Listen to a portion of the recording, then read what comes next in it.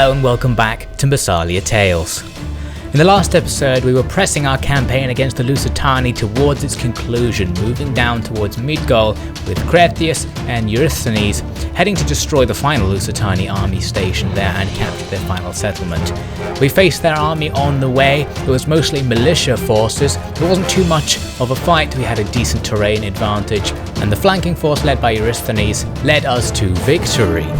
We were able to capture Migdol as a result of this win, which was the final Lusitani stronghold, meaning that their faction is now wiped out and Massalia is at peace.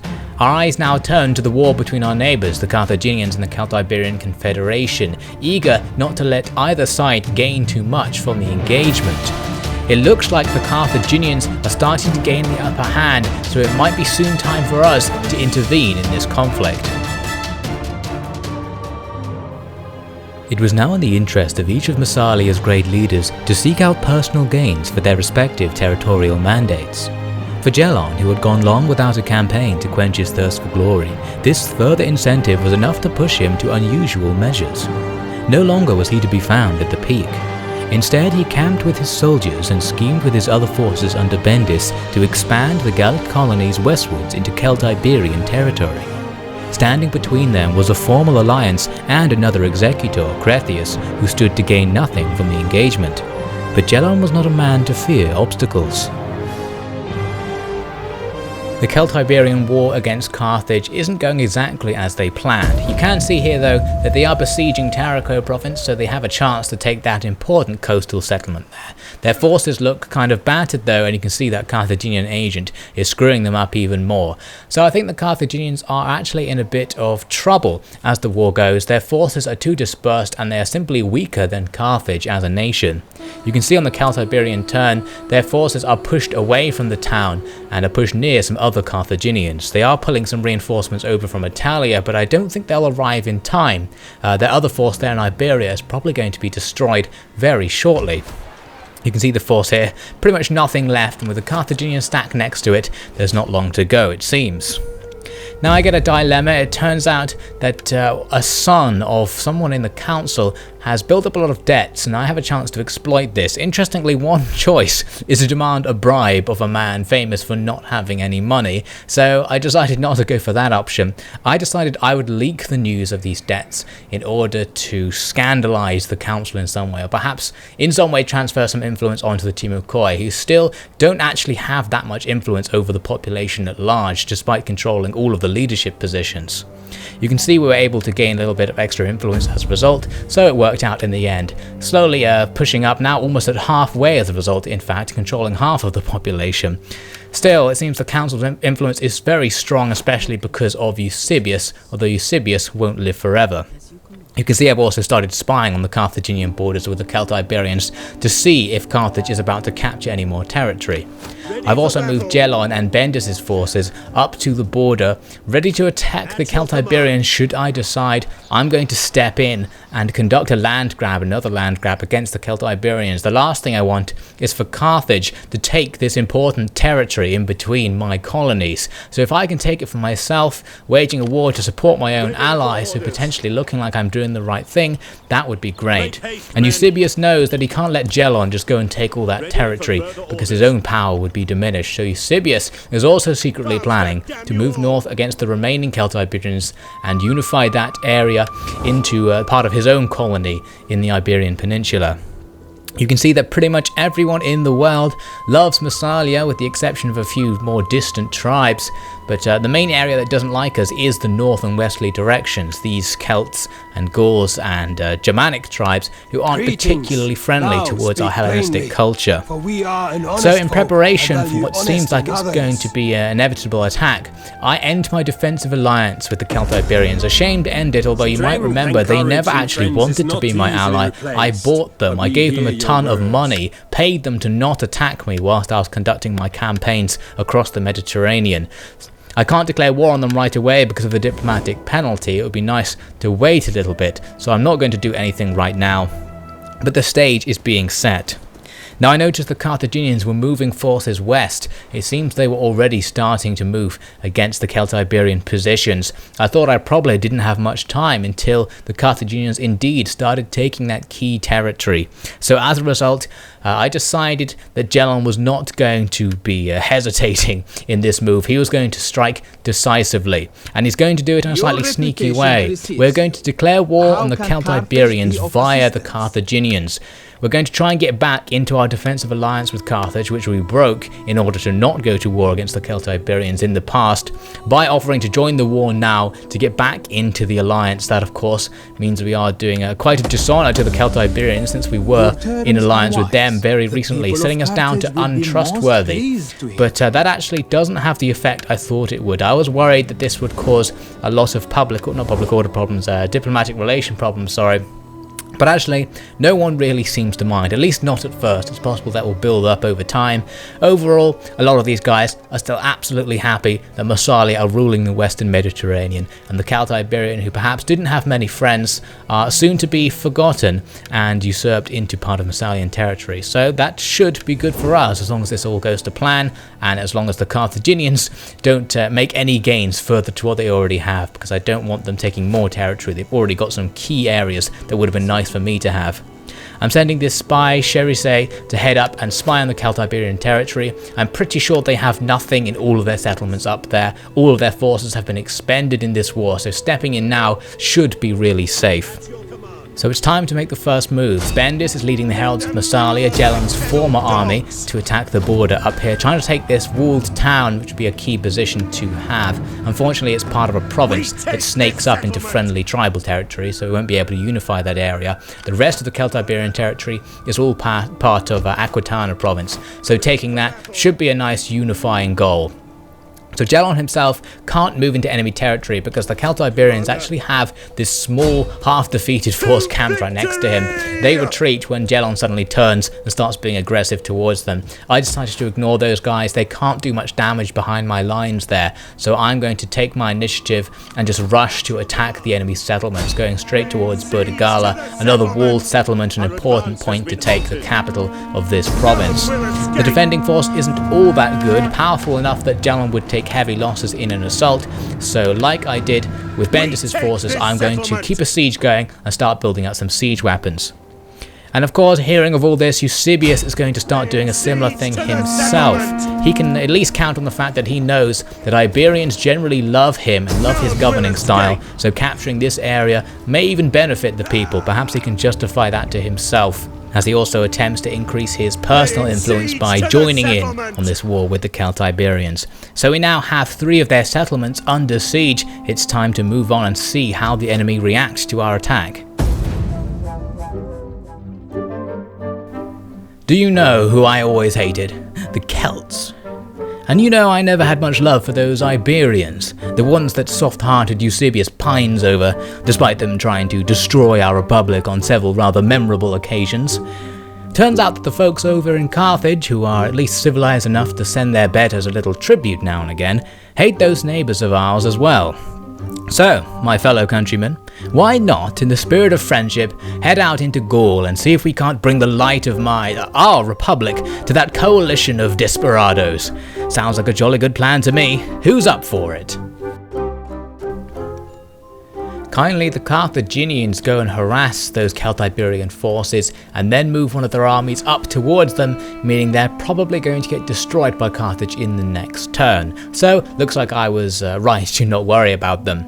Now the Celt-Iberians come to me with a pretty cheeky offer. They want me to pay them for a peace treaty. Perhaps they think this is a chance for me to regain my honour by apologising to them in the form of money and peace. I was going to agree to peace if they would be my client state, and they wouldn't. They came back and offered a white peace, but at this point I've already made up my mind. I need their territory, even if it is just to stop my friend / rival the Carthaginians from taking it. So the war will continue. So here we are in the next turn. A winter siege is going on. It would be nice if I could actually not be besieging these places. A lot of them have a fairly balanced balance bar, where it's the sort of thing where an auto-resolve would cause about half of your men to die. Not a huge issue because I wouldn't foresee a conflict happening immediately after the assault, but I'm still not really willing to do it. Here in Carthagia you can see Gelon's got a really hard situation actually. The enemy have a decent force inside which overpowers him. Eusebios has a similar situation. In both cases I think it's because there are Celt-Iberian naval forces garrisoned in the town who come out to fight and really add to the balance bar. The garrisons themselves are also pretty big and actually have some decent men in them. So again, yeah, Eusebios can't really make an assault here, so we're going to have to continue this siege. We're not really taking that many losses in the siege, so it's okay, especially because I have technology which reduces the amount of losses whilst besieging. Now the Carthagians, as expected, do finish off those Celt-Iberians down near Tolosa there, so the situation is totally resolved. We are now safe from any misdeeds they might have got up to. We get an interesting piece of diplomacy. It seems some random tiny Iberian kingdom wants me to pay them a vast sum of money for their friendship. Now I actually was willing to pay a little bit of money for friendship because I've got lots of money and friendship's always handy, but it seems they wouldn't accept a more modest payment, so that was the end of that.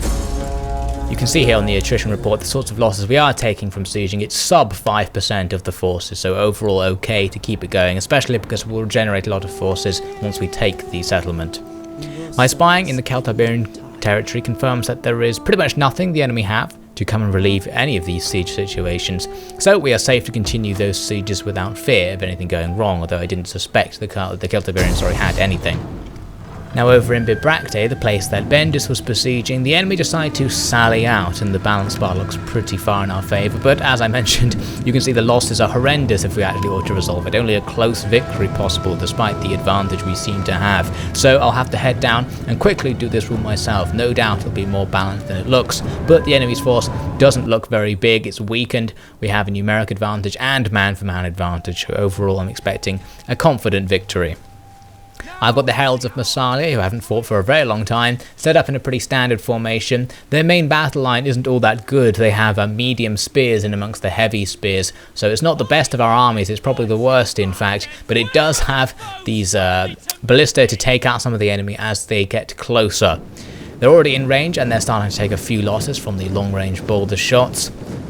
The rain prevents me from using flaming shot, although in this case it's not particularly handy anyway, they're out in the open. You can see I managed to get a few hits. They're pretty devastating, the hits it does get. Those ballista probably kill about 100 men per battle. They're not very accurate even at really close range, so I'm not expecting too much from them.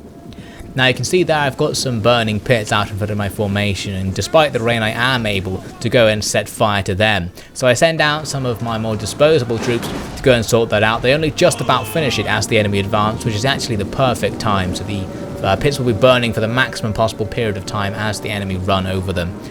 Their leading men are just about to hit those pits, and they're not really going to attempt to go around them in any way. They'll just run straight across, very convenient for me, and as they approach they're going to start taking missile fire from my main line as well. Most of them are sensible enough not to walk into the pile of burning oil. Some of them, luckily for me, are not, so we managed to deal a few casualties. They actually just set up their formation on the pits because they intend to skirmish with me. They have a load of slingers. They might even have a skirmish advantage because they have quite a large number of them, even though my guys are more experienced and probably better. But I'm actually using all of my missile units to fire at their melee troops, firing at the closer front line, and just ignoring the skirmishers because I know I'm going to get a really easy chance to take them out in a little bit using cavalry once their main line commits. Now actually they started off the battle by just sending one unit out in front of the rest, perhaps testing my defences, but of course that's usually a bad idea because that one unit is now going to get focused on by all of the missile units who are just throwing javelins at them, so they lose a bunch of their men just coming down. They charge right into a hoplite phalanx, a heavy unit they can't possibly win against, and now they're just going to take even more arrows and javelins from my guys standing nearby. So basically, we'll defeat that unit without losing any of our own troops, except for the friendly fire from this close-range missile bombardment. So they've just thrown away one of their units to start with. You can see the balance bars really far in our favour actually. It wasn't one of those battles where it turns out to be really balanced. It actually is in our favour, it just for some reason had a really bad auto-resolve. So given that that's the situation, it's time to get this over with. I just tell my forces to advance. We're going to charge up and engage the enemy's position. I'm not going to wait for them to charge towards me. I also want to end this skirmish phase anyway, because it's not really in my advantage to keep a skirmish going. So the main battle begins.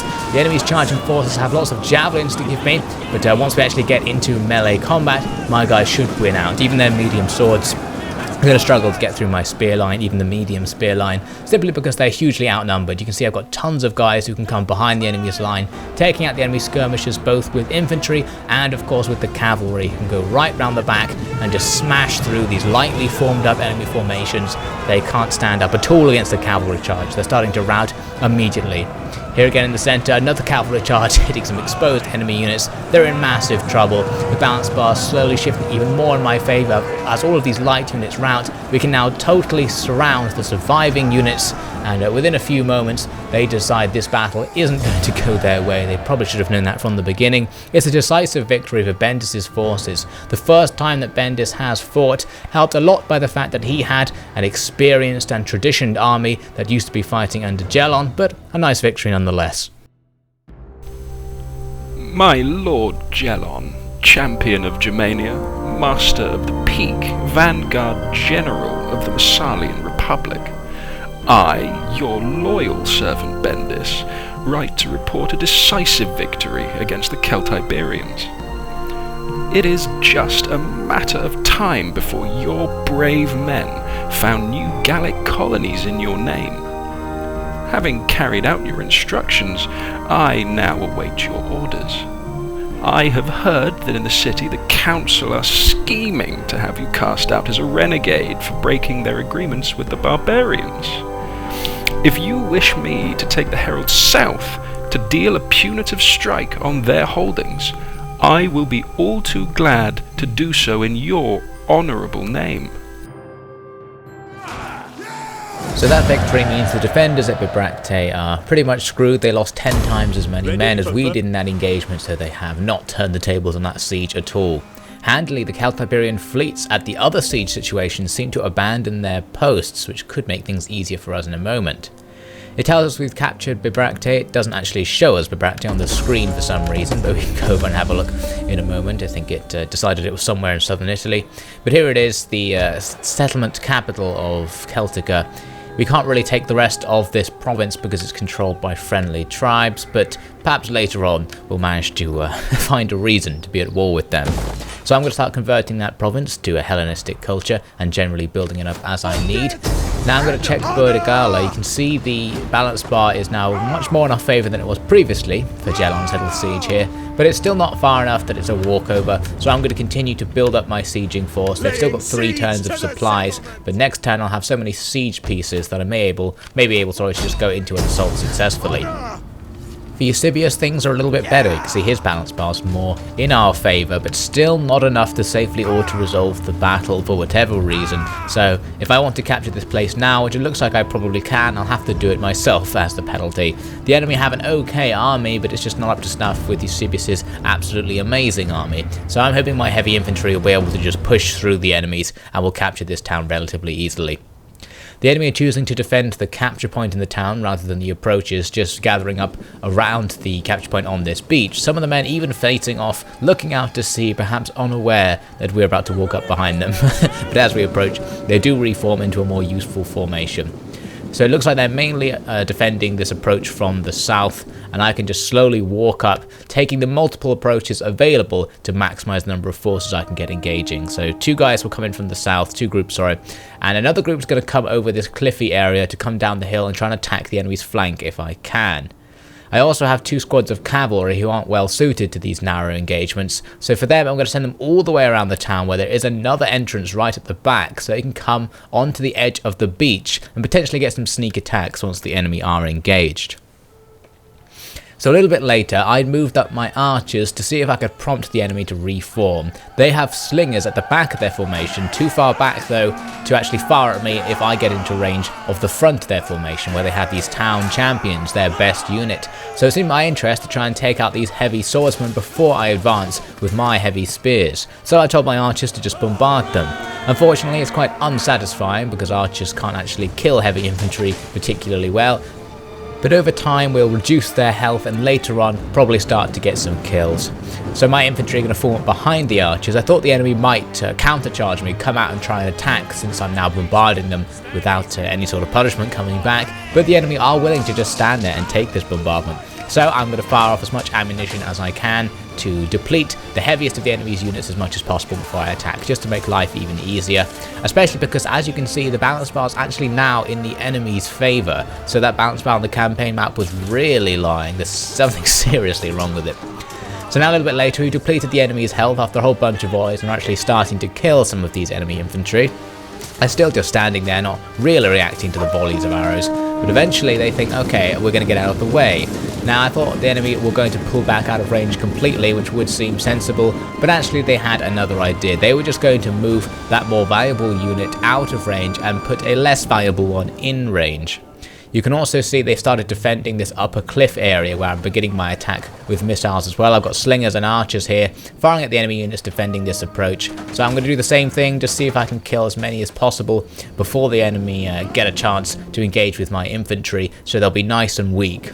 So here's that unit I mentioned, the replacements. They send up some local swordsmen to replace those town champions. So they come and stand in pretty much the exact same spot. My archers are definitely in range, so they can just keep firing arrows at these guys instead. So this strange sacrificial tactic, perhaps hoping to use up all of my arrows, seems to be going quite badly for the enemy because they're just losing men rapidly. Now they make an attack up on this cliff area. They send a few units forward to engage my heavy infantry. Those hoplites taking a volley of javelins is just quite dangerous, but after that the garrison spearmen won't be able to break through them. There's almost no chance of them winning that engagement. Now a lot of their men are committing to the two squads they have around these houses, leaving their rear flank exposed, which is quite handy. These heavy swords are going to rush forward to meet the enemy's medium spears, an engagement which will definitely go in my favour.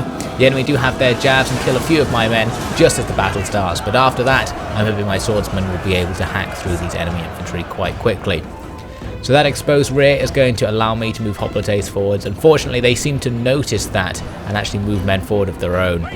Also my local archers are going to be able to help out in this engagement. They can just fire over the top into these narrow streets and shower these huge groups of enemy troops with arrows, so it's going to make it even harder for them to get through those hoplites.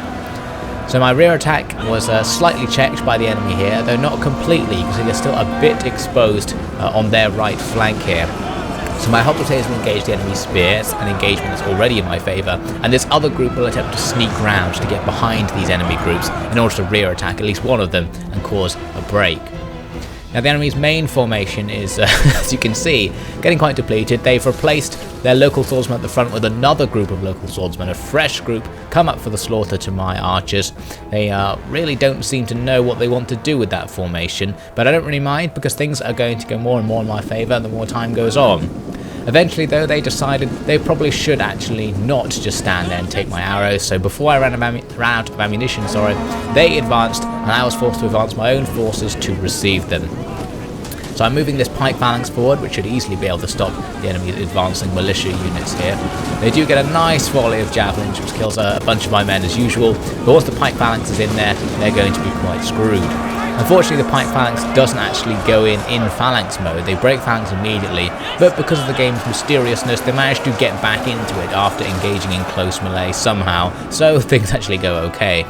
This other approach has been left pretty much unguarded, so my group coming there can attack the enemy's positions in the rear and attack their lighter forces in the centre.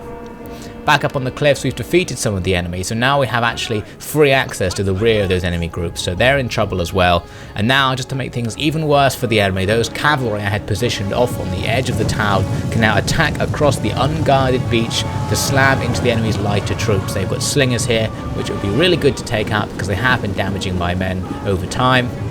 So these medium cavalry will make very short work of those slingers. And of course, after defeating these slingers, I'm going to have these medium cavalry behind enemy lines to wreak even more havoc. My infantry are going to move forward to make sure the slingers are trapped. They can't escape in this direction. There's a few enemy swordsmen to engage as well, but we already know their health has been depleted. So my swordsmen, which are about equal in quality, will be able to defeat them very quickly just because my guys are mostly still on full health. So now the enemy are starting to get into some real trouble. The balance bar's still about even, but we have a huge tactical advantage. The main bulk of their forces are pressing against my hoplites and phalangites here on this little hill. It's a very bloody engagement. It's going my way because I have superior infantry and the support of missile units. So the majority of the bodies on the floor will be the enemies. They're taking huge casualties pressing against my elite line. And even though they have tons of numbers there, it's not going to be enough to get through, not by a long shot. Here are the javelins throwing over the top, killing loads of the enemy's infantry, who are also now starting to get killed by these rear attacking forces. We've got cavalry and swordsmen working through those slingers. We're going to cut their way right through into the back of the enemy's main formation. Very quickly, they surrender. A mass rout ensues, and the battle ends in a heroic victory for Eusebios' forces, one of many for the daemons of Polymus. Another great victory. But now we have the choice of what to do with this town we've captured. Eusebios might not necessarily want to actually own it. We'll see his decision next time. In other circumstances, the Carthaginians would not have accepted Massalia's request to reform their alliance in exchange for military aid. Carthage stood only to lose potential new territory, for the war was already almost won in their favour. But the motion was allowed due to a build-up of war fatigue in the Carthaginian military. By letting Massalia finish the Celt-Iberians off, they could get a chance to finally rest and rebuild their forces that had been at war with their various neighbours for decades. With all those neighbours now replaced by the ostensibly peaceful Greeks, it was a chance to see what exploits they might achieve in peacetime.